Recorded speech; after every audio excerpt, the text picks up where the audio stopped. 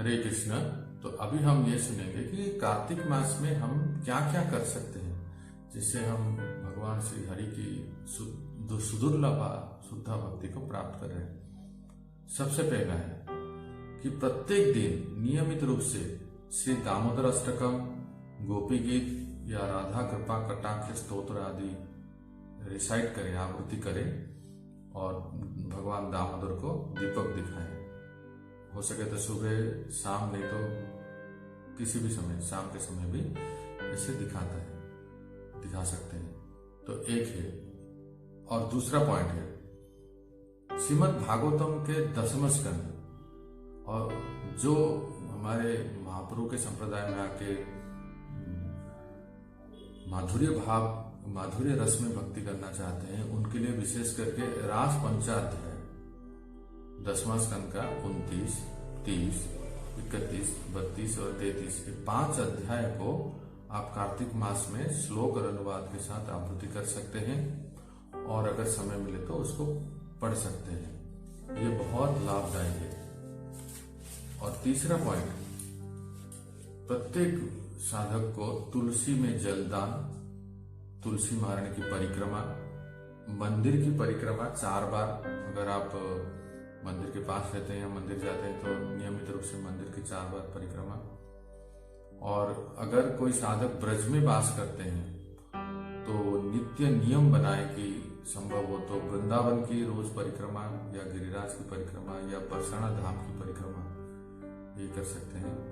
चौथा पॉइंट, प्रत्येक दिन श्रीमद् भागवतम का श्रवण करें।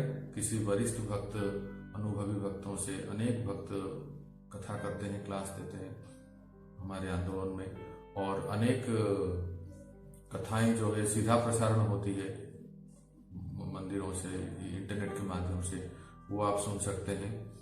और कुछ विशेष कथाओं को, 10वें स्कंद की कथाओं को आप सुन सकते हैं।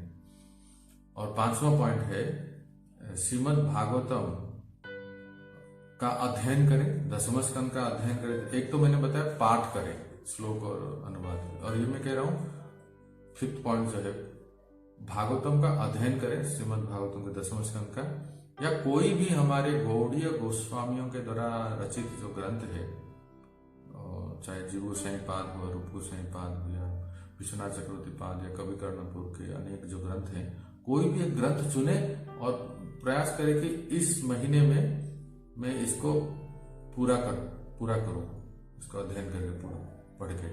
भक्ति रसामो सिंधु, उज्ज्वल नीलमणि, दान केली कौमुदी, या विदग्ध माधव, ललित माधव, या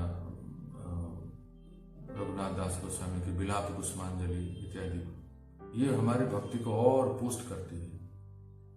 6ठा पॉइंट, जप करें, जप भगवान का नाम जप कुछ अधिक संख्या में करें, जो भी जितना कर सकते हैं, 2 माला 4 माला, जितना हो सके अधिक संख्या में करें।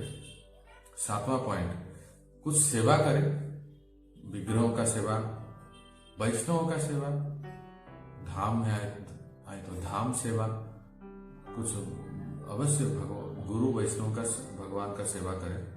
8वां पॉइंट, दान, डोनेशन, जो घर गृहस्थी में संसार में रहते हैं उनको दान देना अति आवश्यक है। उससे बहुत लाभ होता है, अपने धन की शुद्धि होती है। तो इस कार्तिक मास में मंदिर में या गुरु वैष्णवों को यथासंभव दान दें, उनके लिए किसी प्रकार की आवश्यकता है तो आप दे सकते हैं। 9वां पॉइंट, ब्रजमंडल में वास, मथुरा वास, ब्रजमंडल में वास या दर्शन, कुछ नहीं तो एटलीस्ट अंतिम 5 दिन, कोई अगर पूरा नहीं आ पाए तो अंतिम 5 दिन जो कार्तिक के, उसमें भी अगर हम भगवान के धाम मथुरा ब्रजमंडल में वास करते हैं तो उसका पूरा कार्तिक मास का वो फल मिलता है। 10वां पॉइंट, वाणी के वेग को संयम करें, किसी प्रकार का प्रजल्प, किसी से बहस, किसी से तर्क वितर्क ना करें, ब्रह्मचर्य व्रत का पालन करें, और इंद्रिय भोग से जितना संभव हो दूर रहें, शब्द स्पर्श इत्यादि, और संभव हो तो कम भोजन करें, और कोई एक बार अन्न भोजन करते हैं और बाकी समय कुछ फल और दूध इत्यादि ग्रहण करते हैं। इन नियमों का पालन करके भगवान की भक्ति हम कर सकते हैं।